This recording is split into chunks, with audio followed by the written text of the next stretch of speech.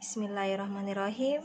Kita lanjutkan materi pertemuan selanjutnya, yaitu pada bab 6 mengenai fungsi peubah acak, dan kita mulai dari transformasi peubah.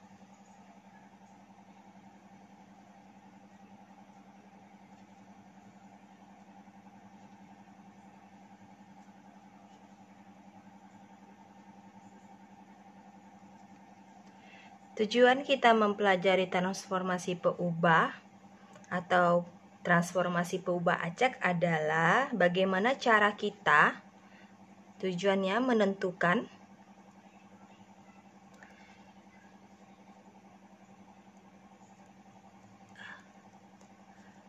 distribusi peluang suatu peubah acak baru. Peubah acak saya singkat PA, peubah acak baru. Yang mana peubah acak baru ini datang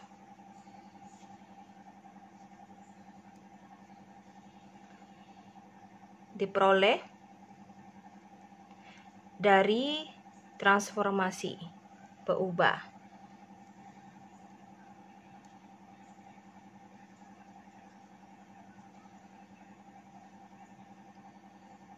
Transformasi peubah ini ada dua. Yang pertama, transformasi peubahnya dalam bentuk satu-satu, dan yang kedua tidak satu-satu.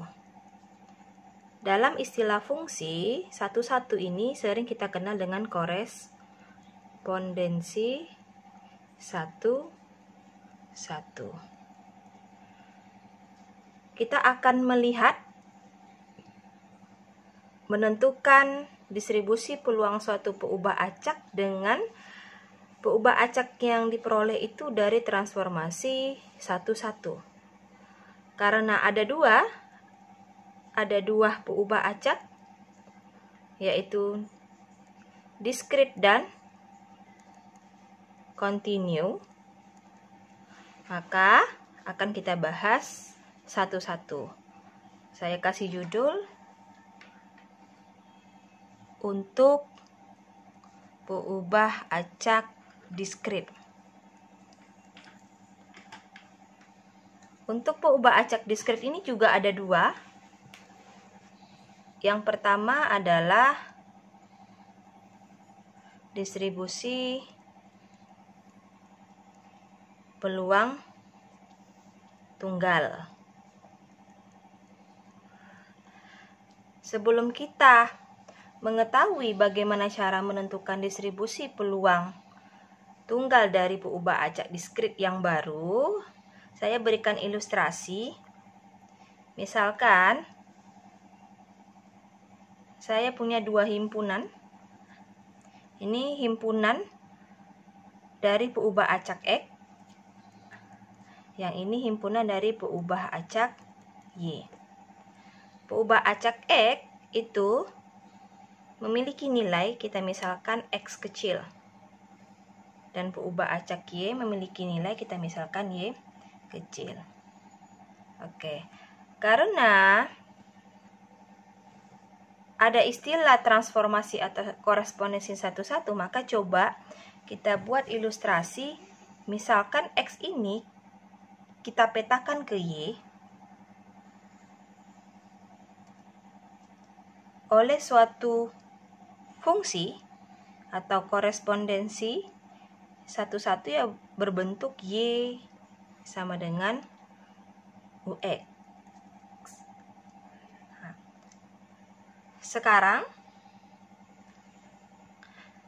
yang ditanya adalah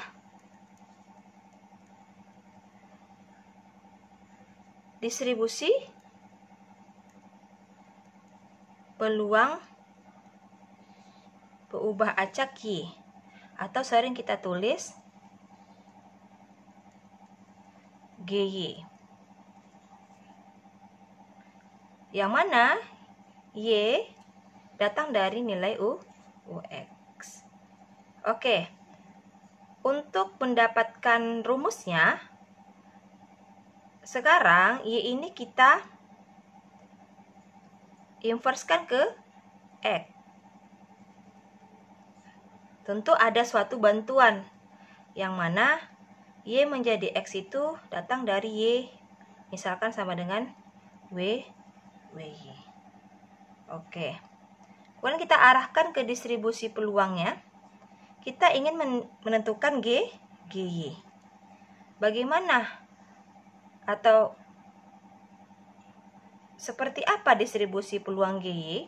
Oke, kita misalkan di sini adalah distribusi peluang Fx. Berarti kita nanti mau menentukan distribusi peluang GY. Yang mana Fx ini di dalam soal sudah diberikan. X atau nilai dari X juga sudah diberikan. Sekarang GY seperti apa dan Y di sini nilainya juga seperti apa. Oke. GY itu dalam bab 2 itu ditulis juga menjadi peluang Y mendapatkan nilai Y. Dua simbol ini merupakan hal yang sama dan sudah dijelaskan pada materi bab 2 sebelumnya. Nah, sekarang coba perhatikan diagram panah ini.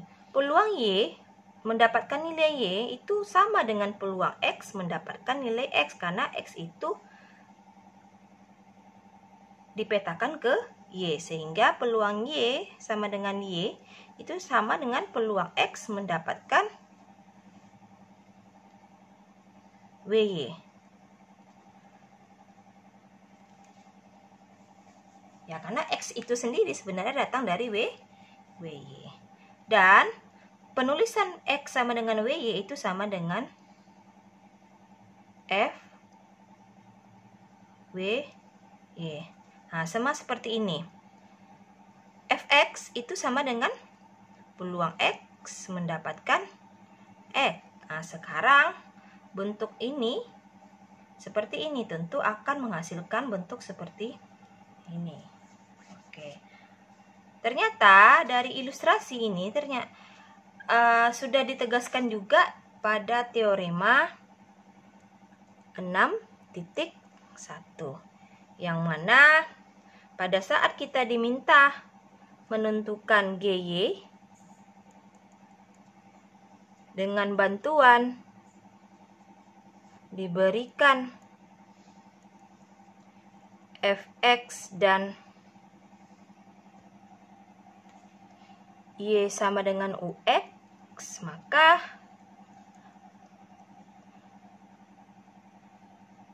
perlu dicari bentuk X sama dengan WY, sehingga dapatlah GY itu sesuai dengan ilustrasi tadi F WY. Artinya Y di sini datang dari X sama dengan WY. Yang X sama dengan WY itu adalah inverse dari Y sama dengan UX. Sebagai contoh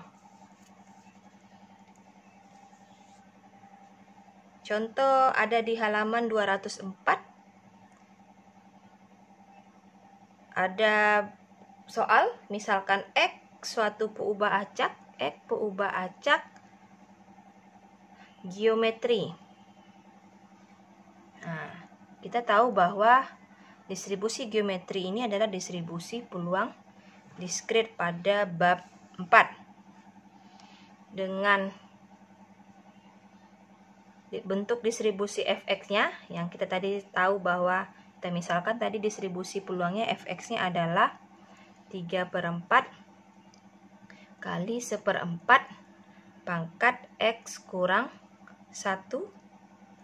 X itu nilainya 1, 2, 3. Carilah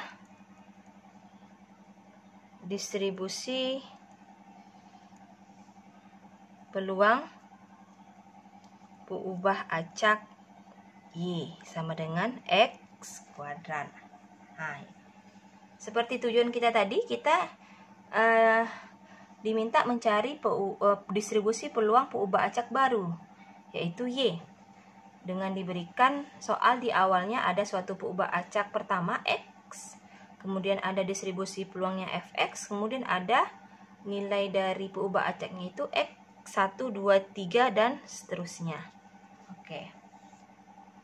Cara mengecek ini diskrit atau tidak, itu lihat, perhatikan nilai dari x. Jika nilai dari x itu adalah bilangan bulat, maka distribusi ini memiliki ciri dari distribusi diskrit. Oke, sekarang bagaimana mencari distribusi peluang peubah acak Y yang Y-nya itu datang dari X kuadrat? Oke, jadi solusinya, langkah pertama perlu dicari X sama dengan Y. X sama dengan WY itu adalah inverse dari Y sama dengan X kuadrat. Diketahui Y itu sama dengan X kuadrat. Kita diminta mencari X sama dengan WY, berarti kita harus mencari X dari bentuk ini. Maka X sama dengan akar Y. Nah, sekarang cek X sama dengan akar Y apakah bernilai positif atau negatif atau hanya positif. Cek batas. Batas itu X itu 1, 2, 3 dan seterusnya. Berarti nilai akar Y ini selalu positif. Dan ini menandakan bahwa dia termasuk transformasi 1, 1. Yang mana 1, 1 yang sudah kita ketahui dia tidak akan terpetakan dua nilai yang berbeda. Oke, sudah dapat nilai X sama dengan WY, baru kita cari GY. Rumusnya tadi adalah F WY.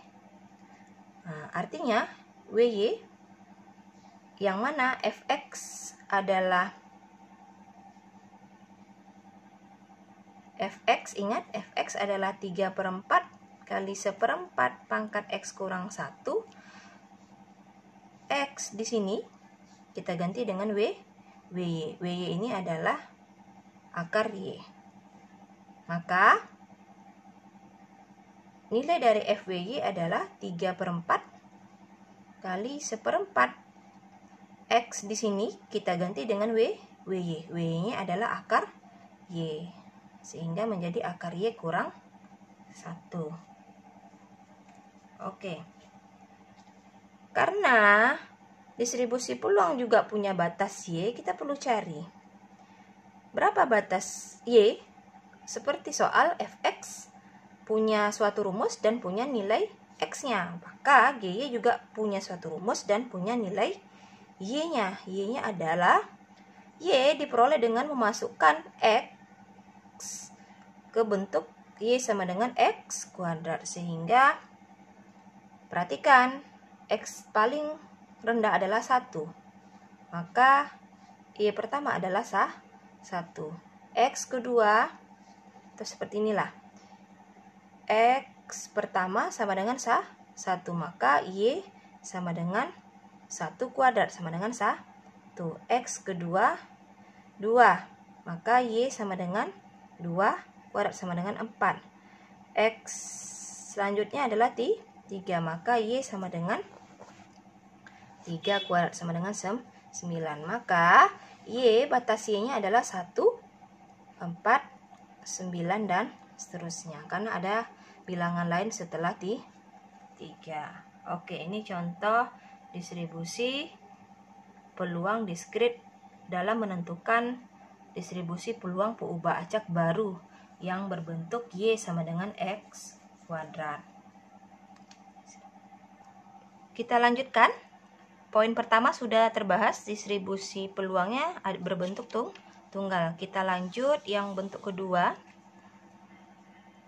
Distribusi peluang berbentuk gabungan. Saya berikan ilustrasi. Misalkan ada suatu himpunan dari peubah acak X1, X2. Yang ini perlu ada himpunan dari peubah acak berbentuk Y1, Y2. Yang mana anggotanya berbentuk X1, X2. Yang ini berbentuk Y1, Y2 karena gabungan. Kemudian peubah acak punya distribusi peluang untuk X1, X2. Kita misalkan Fx1, X2. Yang ini distribusi peluangnya misalkan G, Y1, Y2. Oke. Kemudian X1, X2 dipetakan ke Y1, Y2 oleh suatu fungsi atau transformasi, yaitu Y1, misalkan Y1 U1 X1, X2 dan Y2 U2 X1, X2. Kemudian jika kita diminta mencari inversenya, berarti Y1, Y2 berubah menjadi X1, X2 tentu datang dari inverse Y1 dan Y2.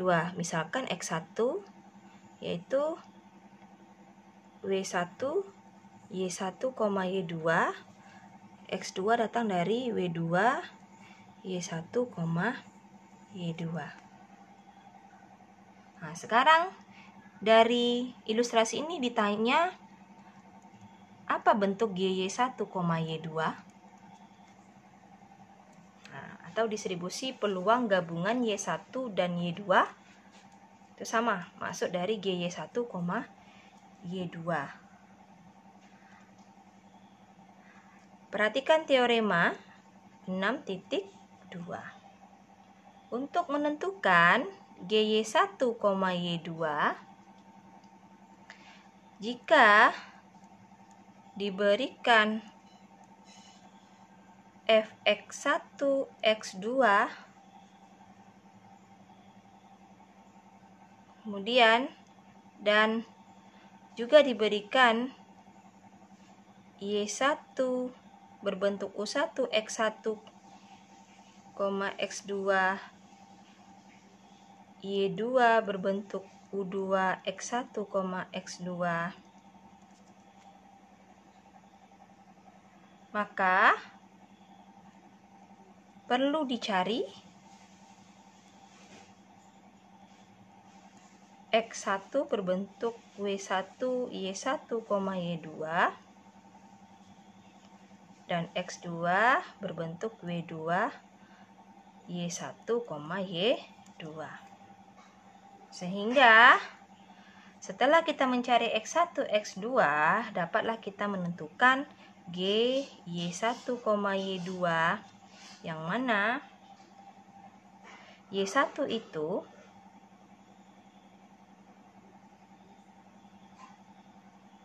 datang dari U1 X1, X2, Y2 datang dari U2 X1, X2. Maka untuk menentukan GY1, Y2, kita memasukkan nilai W1 dan W2 pengganti dari X1, X2.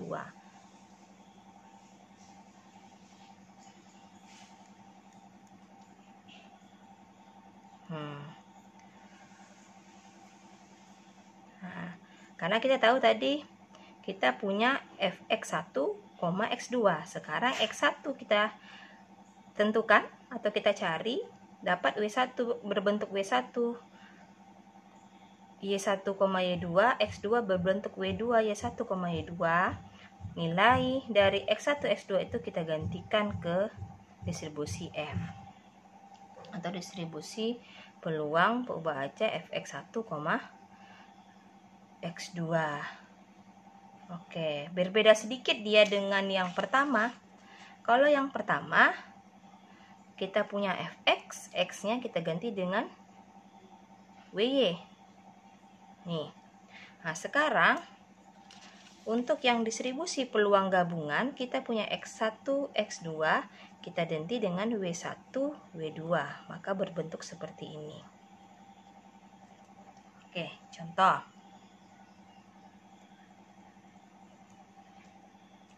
Contohnya ada di halaman 205.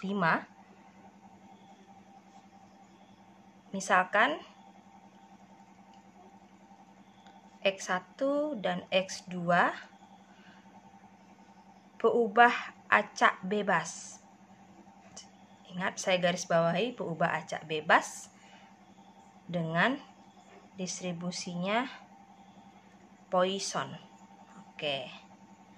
Poisson menandakan ini adalah contoh distribusi peluang diskrit. Masing-masing parameternya mu1 dan mu2. Oke, carilah distribusi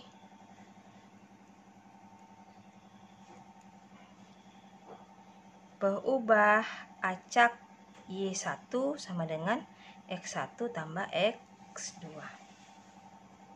Oke.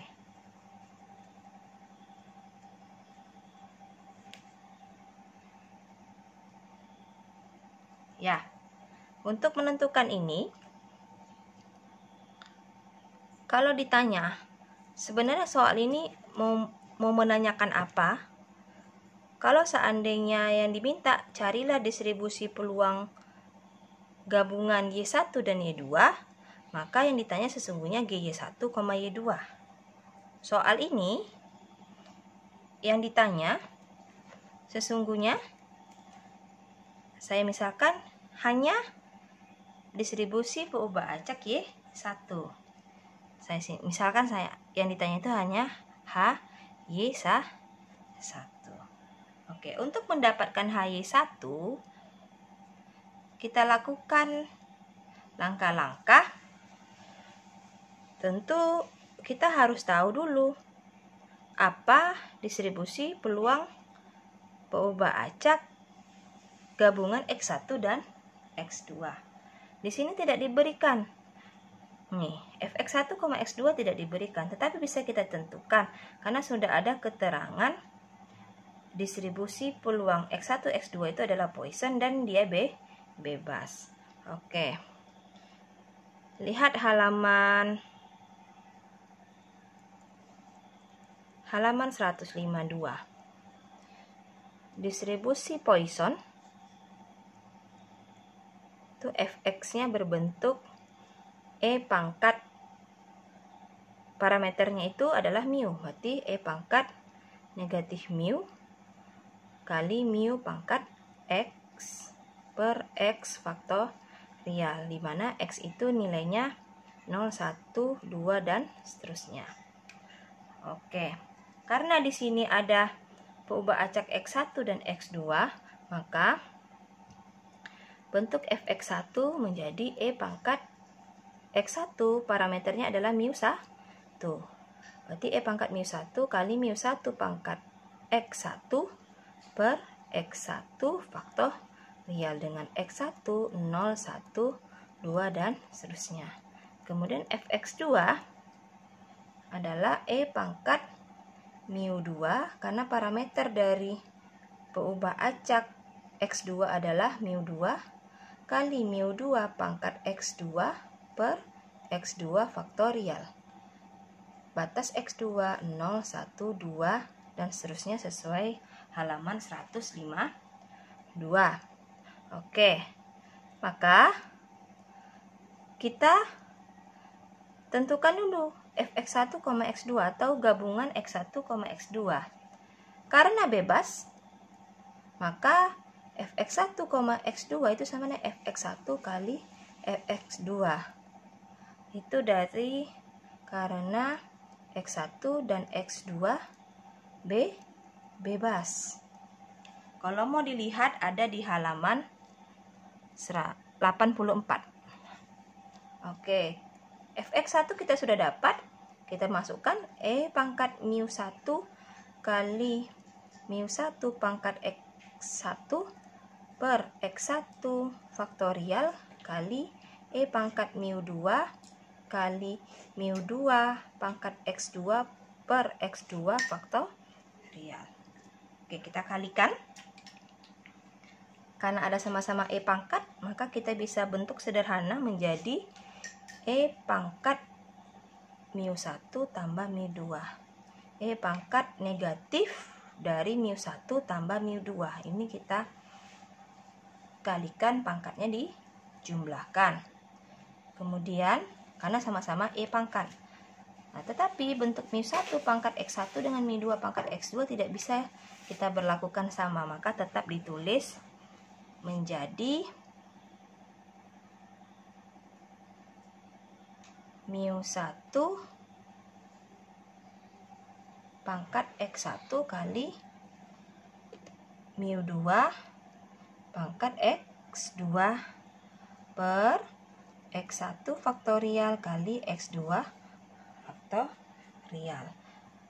Dengan batas X1 0, 1, 2 dan seterusnya, batas X2 juga 0, 1, 2 dan seterusnya, sesuai dengan batas X1, X2 di atas. Nah, oke.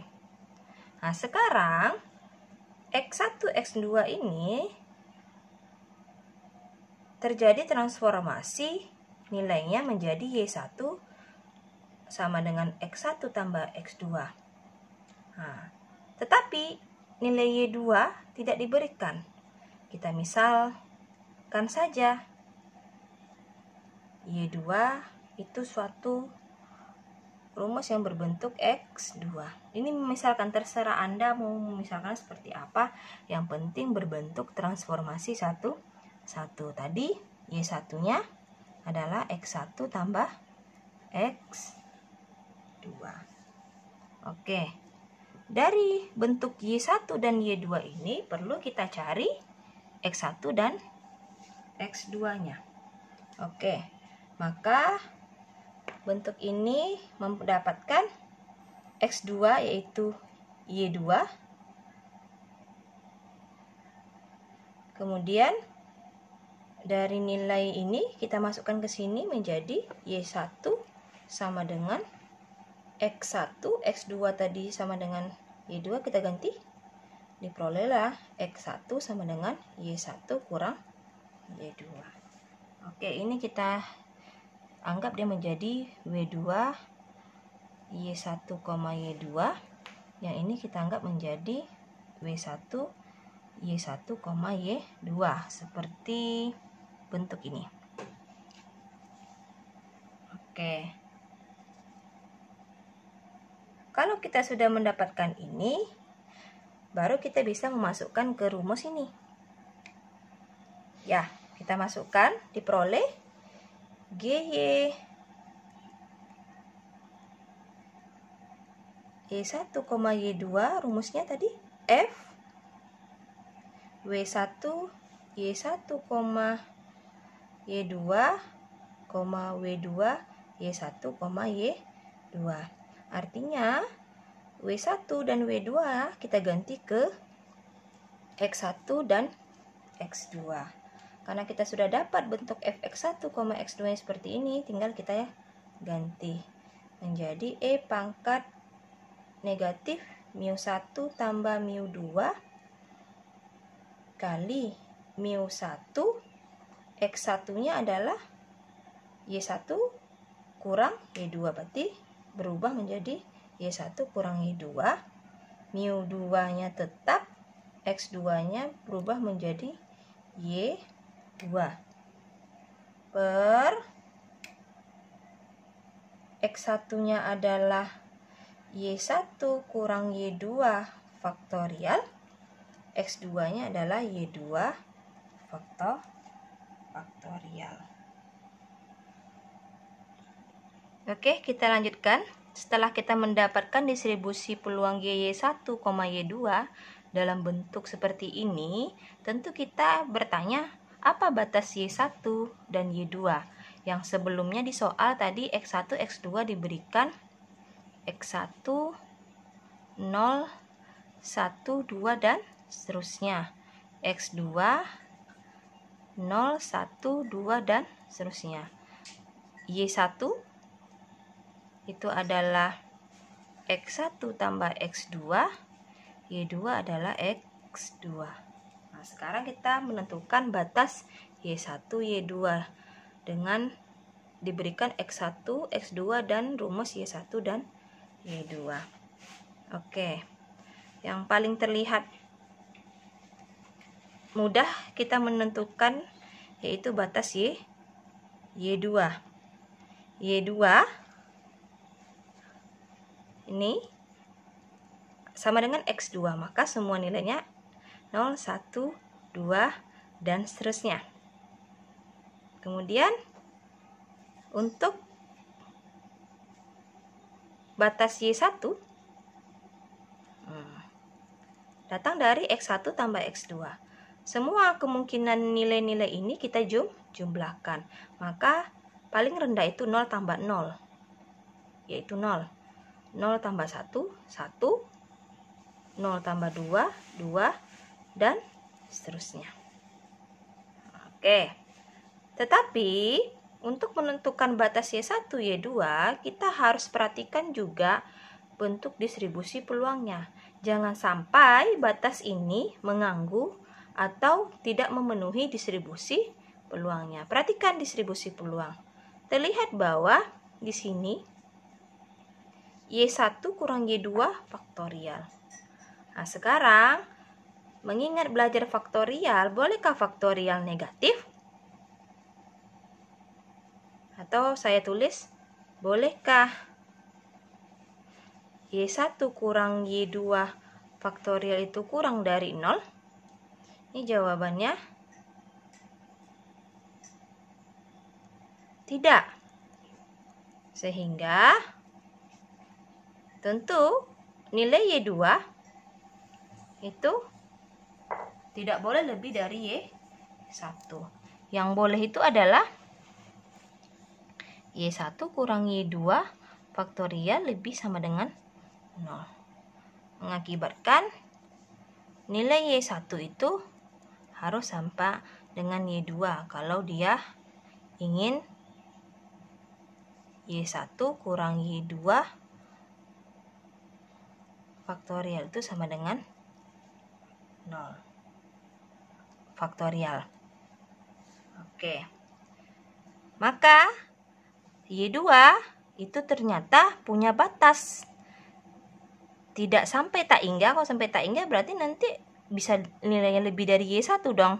Maka kita batasi sampai Y1 supaya nilai ini terpenuhi. Oke. Nah, kemudian dari soal, apakah yang diminta ini? Sesungguhnya dari soal yang ditanya itu adalah HY1. Karena permintaannya carilah distribusi peubah acak Y1. Nah, oke, untuk mendapatkan HY1 dengan adanya ini GY1, Y2, sungguhnya ini kita mencari distribusi marginal dari GY1, Y2 dari bentuk diskrit, yang mana pada halaman 77 rumusnya adalah sigma. Sigma ini menandakan dia diskrit. GY1, Y2 ini batasnya adalah batas Y2. Batas Y2 adalah 0 sampai Y1. Oke. Tentukan HY1 dengan menggunakan rumus ini, jabarkan, diperolehlah nanti HY1 sama dengan E pangkat mu1 tambah mu2 kali mu1 tambah mu2 pangkat Y1 per Y1 faktorial. Mana batas Y1 tadi adalah 0, 1, 2, dan seterusnya. Penjabaran untuk HY1 bisa Anda lihat pada halaman 205 sampai 206.